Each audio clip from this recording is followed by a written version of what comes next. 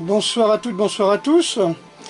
Donc en fin de compte, je vais essayer de vous présenter un PPS que j'avais fait en 2008, donc il y a 11 ans. Une sorte de compte-rendu de mes voyages au Japon en 2008 pour l'Assemblée Générale, le comité directeur, donc pour expliquer ce que je faisais quand j'allais au Japon. Voilà, donc je vous rappelle que les études qui ont été faites sur le ninjutsu ont été faites, il me semble, en 2015, vers là, entre 2012 et 2015. Donc mon voyage d'études date de bien avant. Et donc, vous voyez un petit peu, je vais vous montrer tout ce que j'avais fait. Pourquoi j'ai réussi à faire un musée ninja, pourquoi j'ai réussi à faire une bibliothèque ninja de centaines de livres. Tout simplement, voilà, parce que quand je vais au Japon, j'y vais pas une semaine pour faire juste un cours et puis rentrer chez moi, quoi.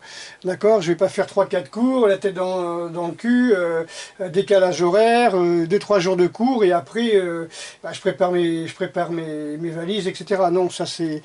Il y en a qui font ça, je sais bien. Bon, bah voilà. Moi, quand je vais au Japon, j'ai resté un mois et demi, 2 mois, 3 mois, les premières fois. Voilà, donc, comment se passe un voyage d'études qui est resté là, je restais 18 jours. Voilà, même 19 jours. Je vais vous expliquer un petit peu comment ça se passe. Donc, je vais essayer de me rappeler où sont les boutons déclencheurs.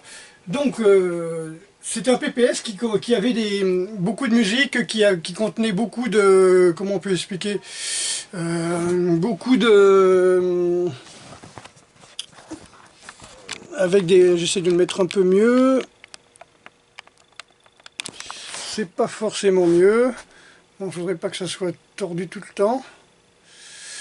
Voilà, donc il y avait de la musique, il y avait des films, et puis en fin de compte, comme ça date d'une dizaine d'années, je m'aperçois que c'est complètement foutu, quoi. C'est-à-dire que c'est un PPS que je peux plus voir, d'accord? Je me rappelle plus, on m'a dit qu'il y avait des codecs qui n'existaient plus, voilà.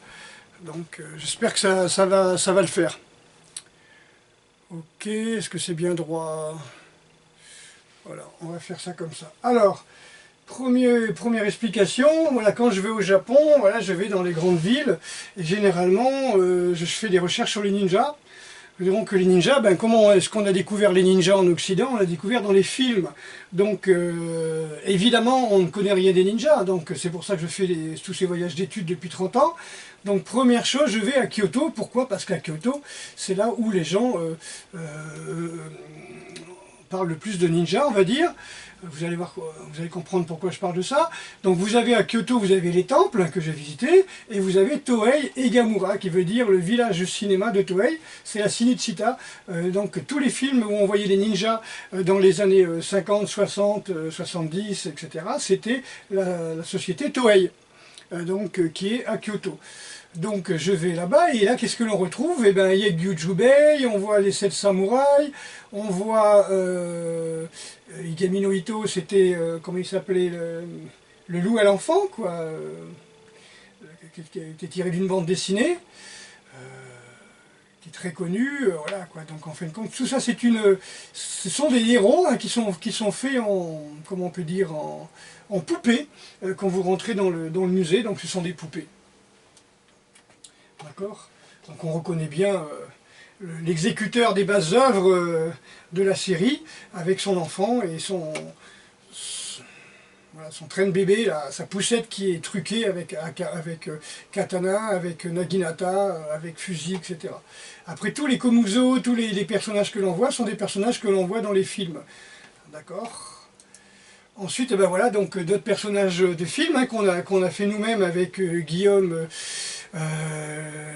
moi-même et Ludo de Bordeaux, mon assistant de Bordeaux. Donc ce sont des scènes de films que l'on reproduit sur place, voilà.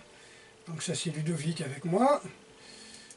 Ici, alors là il y avait un film, mais bon, le codec ne marche plus, où je montrais la marche ninja et la marche samouraï.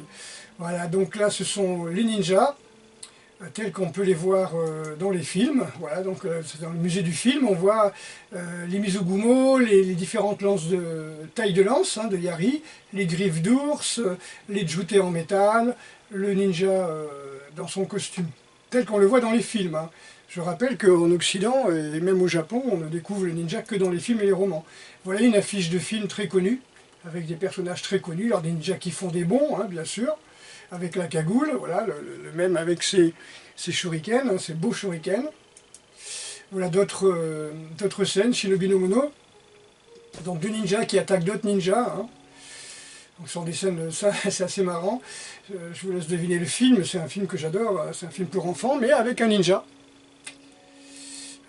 Voilà, donc deux autres ninjas, dont moi.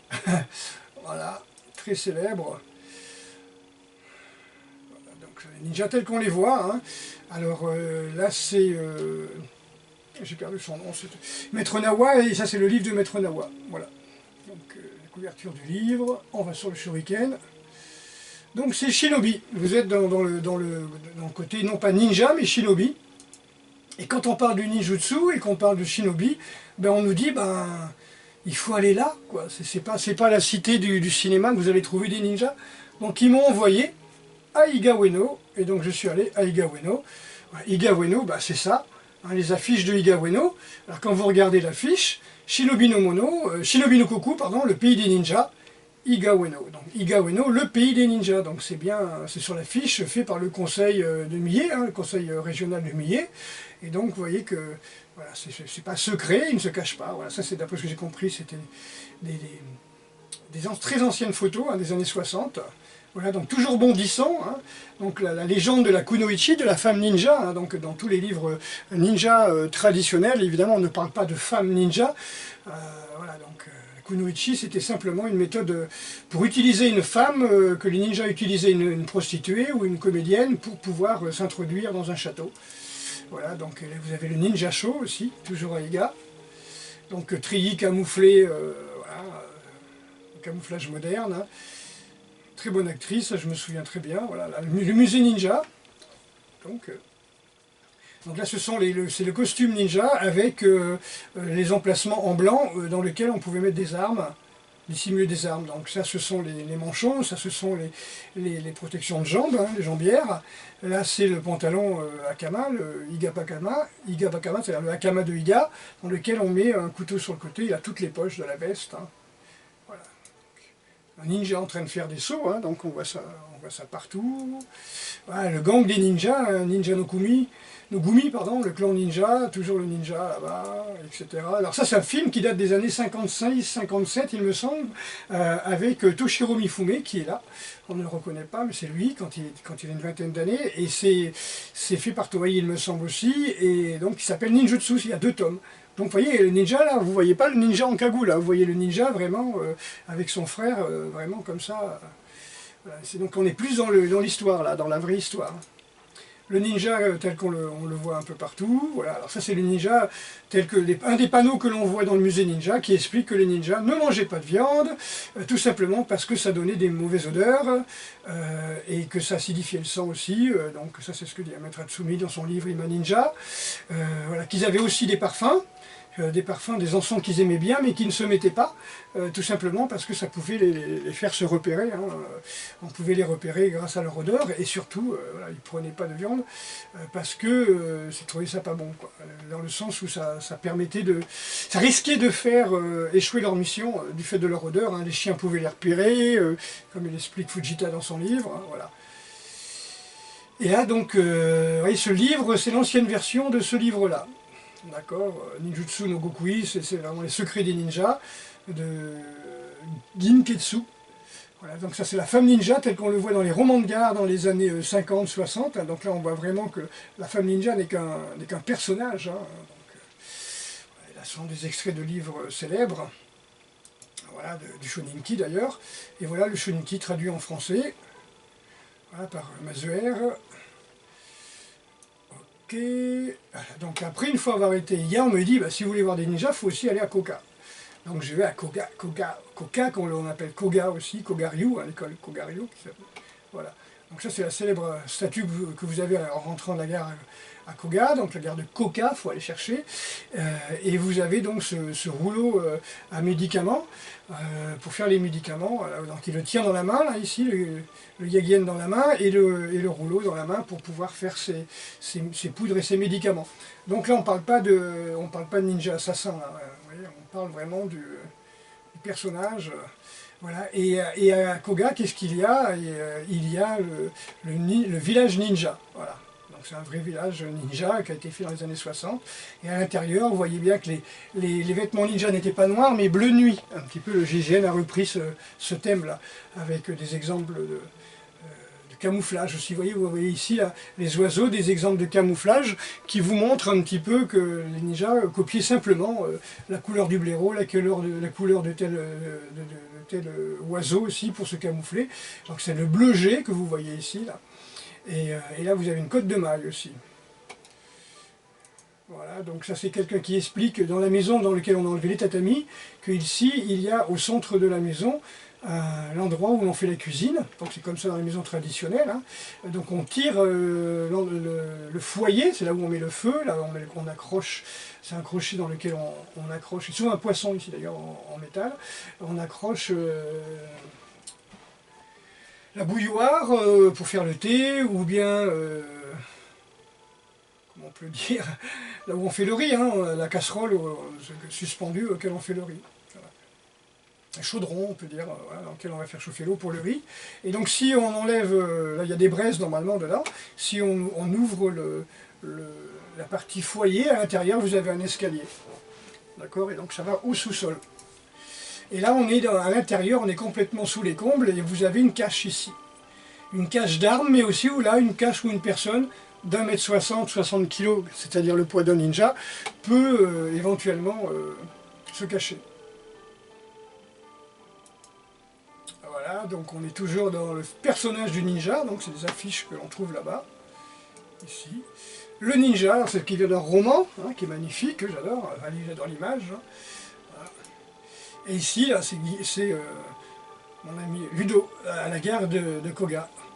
D'accord, donc, et on retrouve ce chaudron qui est suspendu, voilà, c'est une bouilloire, et puis on trouve les escaliers qui descendent une fois que le foyer est enlevé. Là, c'est la même salle qu'on a vue tout à l'heure, mais là, il y a les tatamis en plus sur le plancher. Voilà, et ça c'est en 2009, donc l'année après que j'ai fait mon PPS, où vous avez le film qui est sorti, Ninja. Voilà. Donc une fois après avoir été à Kyoto, une fois après avoir été à Iga Ueno, après avoir été à Koka, eh ben, je vais tout simplement à Tokyo faire mes études. Donc je vais dans les musées archéologiques, donc je trouve les anciennes armures. Hop, et puis tout d'un coup les armures, à peine quelques centaines d'années après, ont complètement changé. Voilà, vraiment en l'espace de 2-3 générations, les armures ont complètement changé. Et c'est extraordinaire cette éveil. Voilà, alors ça c'est une arme que j'adore, une arme d'Ast on va dire, qui est une arme on va voir tout à l'heure, et ça c'est très connu, hein. Je vous la montrerai, j'en ai une comme ça exactement. Vous voyez, c'est ici la lance, hein, Shugoku, on voit bien que c'est l'albarde est une lame d'albarde qui est chinoise, hein, c'est marqué dessus, Shugoku. Voilà, vous voyez, ça se mettait ici sur le bambou, et en bas vous avez une sorte de pique aussi, hein, comme beaucoup. Hein.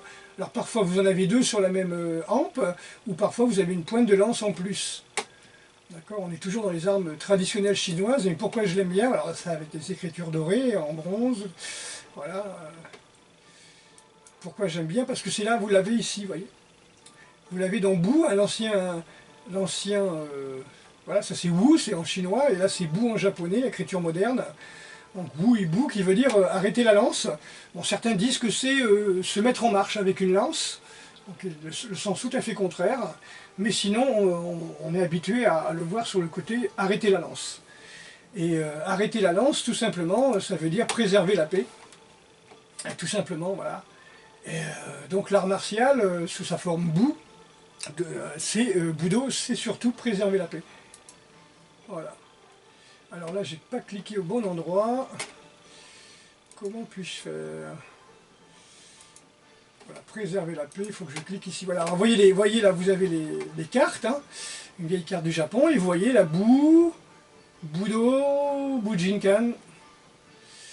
Vous avez aussi Bushido, hein, dont j'en ai déjà plusieurs fois parlé, hein, cette espèce de chanson de geste. Hein, voilà. Et vous avez les Butoku.